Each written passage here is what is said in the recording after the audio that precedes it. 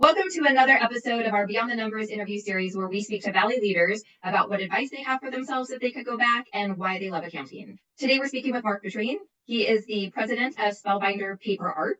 Marc turned his accounting degree into being the president of an organization, so I definitely thought he would be a great person to speak with. Marc, are you ready to get going? Absolutely. Okay. If you could go back to your earlier years in accounting, what advice would you have for yourself?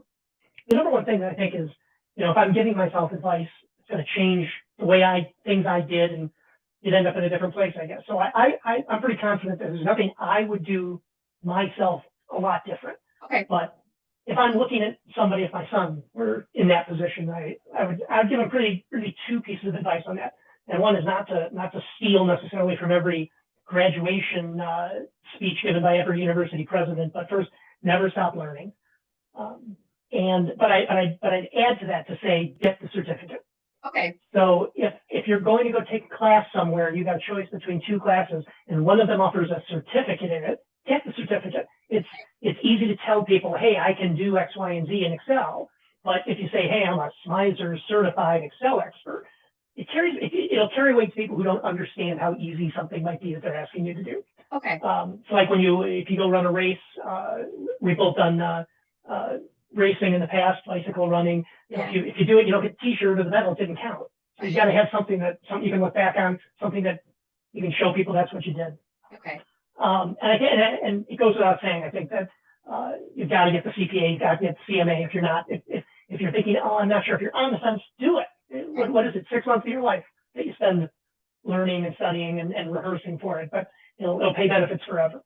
Do you have a preference? Sorry to interrupt, on the CPA or CMA? No, I don't, and I don't have a CMA myself. I was setting out to get it, and then life got in the way. And I say that, again, it would be. I think that there are times when if you had just drop those 3 letters, I've got CPA, I've got MBA. There's nothing in a CMA that's all that hard to get if you can do all that. So get it and put it on there. Okay. I think the thing that I would tell myself to do, absolutely, and that I would tell anyone to do, is to grow your Rolodex. You're starting out, you're young, unlike me now. I look at people now who are my age, who are maybe ahead of me or wouldn't be ahead of me, but they have got a Rolodex. They walk into a conference, everyone knows who they are. Okay. When someone needs something, they reach out to this person. This person can reach out to anyone because they know everyone. Right. So when you're starting out, when you go to a conference, get business cards, follow up with everyone.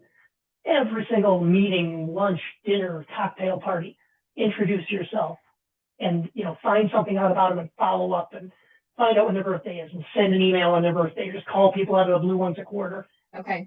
There's no asset that you can have which is better for yourself, I believe.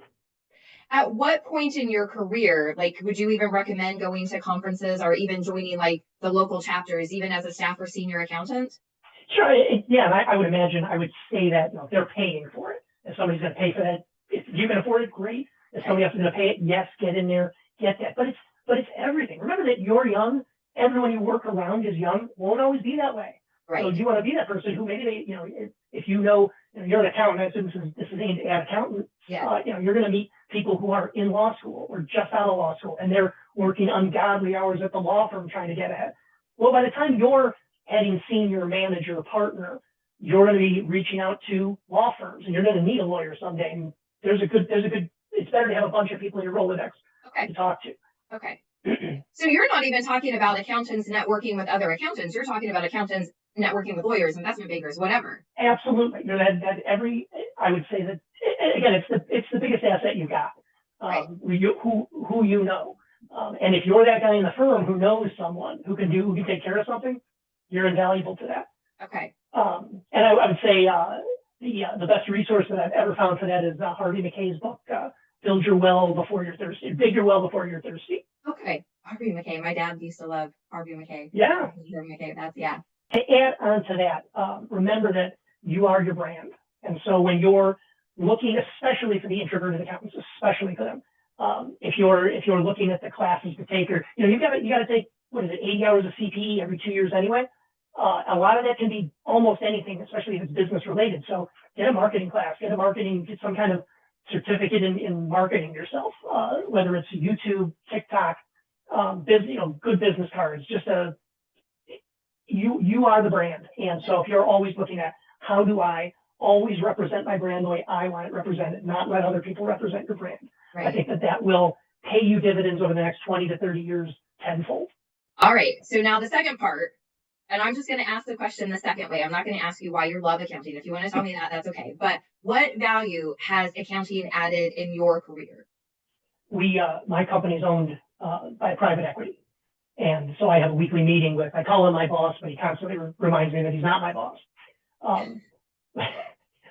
We meet every week, and he once said to me, he constantly pays me compliments, and it's great to hear. But he's a really good manager, and he's able to do that. But he said one of the things that he has now pitched other accountants to move to senior roles in their other companies that they own. And one of the reasons he says the great thing about Marc is he speaks the language of business, which is money. Right. Okay.